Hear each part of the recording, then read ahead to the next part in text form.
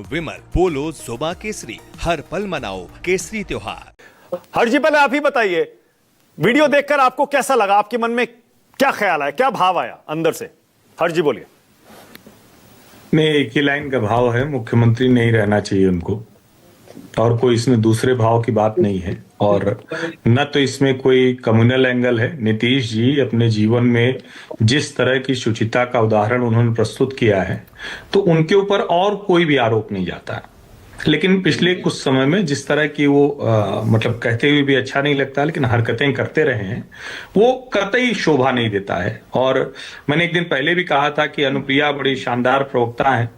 आज भी उनको ये समझ में आया, उन्होंने शुरुआत माफी से की, और जाहिर है अपनी पार्टी के सबसे बड़े नेता के ऊपर वो और कोई टिप्पणी कर नहीं सकती हैं, संभव भी नहीं, किसी भी पार्टी का प्रवक्ता नहीं करता है। दूसरी पार्टियों के प्रवक्ता तो अपने नेता के बहुत ही मतलब घटिया हरकतों को भी जस्टिफाई करते हुए टेलीविजन चैनलों पर दिखते हैं। ऐसे में ये बड़ी बात है, बड़े साहस का काम है। लेकिन मैं स्पष्ट तौर पर मानता हूं, नीतीश जी जिस कद के नेता हैं, अब धीरे धीरे उनका कद नीचे जा रहा है। उनको खुद सोचना चाहिए। सीटें जीत लेना, और मैं कई बार कहता हूं, कई नेता होते हैं जो सीटें जीतते हैं, उनके साथ एक बहुत बड़ा वोट बैंक होता है, हम उनको कहते हैं कि वो नहीं बनने लायक हैं। लेकिन नीतीश कुमार के लिए हम ये नहीं कहते हैं कि उनके जीवन में ऐसा कुछ रहा है। लेकिन पिछले कुछ समय में नीतीश कुमार जी की जो स्थिति है, मुख्यमंत्री पद के योग्य वो नहीं है।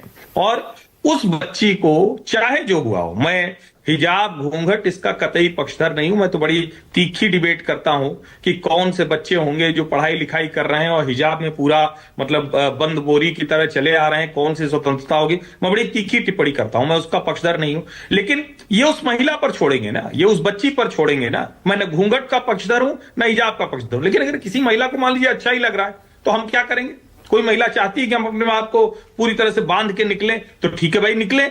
और उसी में हम ये घटनाएं देखते हैं जो अभी देखा कि एक मुस्लिम ने अपनी पत्नी और उसकी बेटी को इसलिए मार डाला क्योंकि उसने हिजाब नहीं पहना था। इस क्रूरता तक, इस मतलब क्या कहें, बर्बर, पाशविक, इससे ज्यादा कुछ नहीं हो सकता। लेकिन नीतीश कुमार के मुद्दे पर एक ही लाइन की बात है। चुनाव के पहले से मैं कह रहा हूं, फिर से दोहरा देता हूं, नीतीश जी को ससम्मान मुख्यमंत्री पद की कुर्सी त्याग देनी चाहिए। वो इस योग्य अब नहीं दिखते। अच्छा विनोद जी, शायद विजय जी, हर जी कुछ कहना चाह रहे थे, बोलिए। हाँ, क्या कह रहे थे? नहीं, देखिए, एक तो एक कि जो आप कह रहे हैं सेंस कर लिया था, मैं अनुमान नहीं लगा रहा हूं, मैं बता रहा हूं कि सेंस कर लिया था। और मैंने परिणामों के बाद भी कहा था कि अगर नीतीश जी को मुख्यमंत्री का चेहरा घोषित कर देते तो उसका नुकसान होता। मेरी बात अभी नहीं समझ में आ रही है क्योंकि नीतीश जी ही मुख्यमंत्री हैं और राजनीति जैसे चलती है तो उसमें क्या कहेंगे। लेकिन नीतीश जी को मुख्यमंत्री घोषित करते चेहरा तो नुकसान होता। एक बड़ा वर्ग है जो नीतीश जी का ही प्रशंसक रहा है, 2005 से 2020 तक नीतीश जी का ही प्रशंसक रहा है।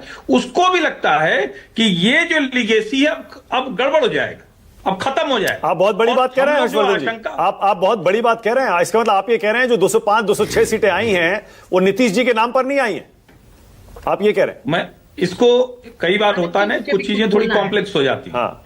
नीतीश जी की अपनी जो ब्रांड वैल्यू है वो बहुत जबरदस्त है, इतनी जबरदस्त है कि ये सब हम लोग चर्चा कर रहे हैं इतनी बार से। और एक समय में राष्ट्रीय जनता दल के लोग वो विधान परिषद वाले बयान पर रिप्रोडक्शन थियरी समझा रहे थे। मुझे याद है, आज तो अनुप्रिया जी ने माफी मांग ली उस पर भी, वरना राष्ट्रीय जनता दल प्रवक्ताओं का बयान चला दीजिए ना तो अभी हम सबको शर्म आने लगेगी। उस वक्त जो किया नीतीश जी के बयान से ज्यादा शर्म आने लगी। मैं भी कुछ एक डिबेट में था।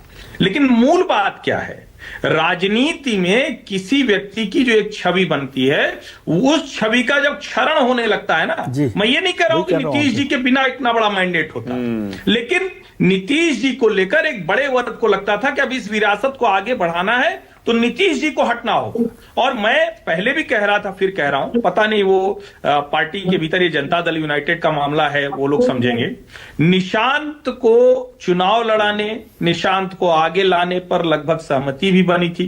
फिर आखिरी वक्त में क्या हुआ ये मैं नहीं जानता हूं, लेकिन ये तो मैं चूंकि जानता हूं इसलिए बता रहा हूं। और भारतीय जनता पार्टी को भी सोचना पड़ेगा, बीजेपी जेडीयू अगर ऐसा एक बढ़िया वाला गठजोड़ है तो इतनी चिंता क्यों होनी चाहिए? नीतीश जी नहीं होंगे तो भी बीजेपी जेडीयू चल सकती है और उसी तरह से चल सकती है। उनको तय करना पड़ेगा कौन मुख्यमंत्री बनेगा। राजनीति में कई बार ऐसे कड़े निर्णय लेने पड़ते हैं। और मैं फिर कह रहा हूं, बिहार जिस जगह पर खड़ा है, अगर आप वो निर्णय नहीं लेंगे तो भले तेजस्वी यादव छुट्टी मनाने गए हो, आप पोस्टर लगा रहे हो मिसिंग तेजस्वी, लेकिन राष्ट्रीय जनता दल का बहुत स्ट्रांग वोट बैंक है। वो तो उनकी दूसरी मुश्किलें थी, हम उस पर कई बार चर्चा कर चुके हैं, जिसकी वजह से तेजस्वी फिसल गए। जो अच्छा खासा वो आगे जा रहे थे, वो एकदम से पीछे चले गए, उसमें फिर कभी बात करेंगे। लेकिन मूल रूप से नीतीश जी का विकल्प बिहार को चाहिए, भारतीय जनता पार्टी और जेडीयू को सोचना पड़ेगा। ओके, क्या विनोद जी, अगर